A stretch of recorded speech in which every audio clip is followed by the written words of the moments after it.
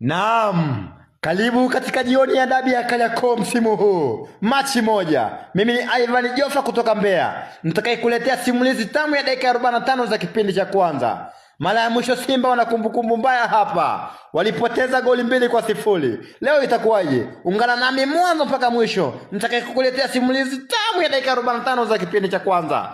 Na pasina shaka mwamuzi Kinga Bondala na kipuliza kipienga kuzingamua dakika 45 za kipindi cha kwanza. Mali ndefu ile inashia katika mikono ya Djigui Diarra. Anaanza taratibu kwa Ibra Baka. Dickson Job tena anarudisha kwa Ibra Baka. Ibra Baka anapiga mali ndefu ile kumtafuta Okello. Okello anakataliwa. Simba wanaanza haraka hawataki kusubiri. Dakika ya 5 hii.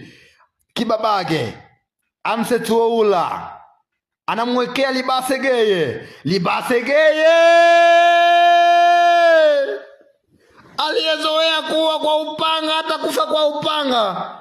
Ni wekundu wa Msimbazi Simba wanatangulia hapa.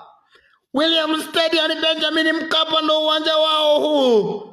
Wanatangulia hapa. Wanarudishwa kati Young Africans. Na wenyewe wanaanza taratibu. Ibra Baka, Mudasili Yahya basi. Dukabuya, Clement Mzize, Alan Okello, Dukabuya, Maxi Nzengeli. Profesa wa mpira anamwekea Okello. Okello anakataliwa, lakini amekataliwa kwa namna sio rafiki, na mwamuzi anaweka kati kwa ni mpira wa kutenga kuelekea Simba Sports Club. Nyuma mpira yuko Okello.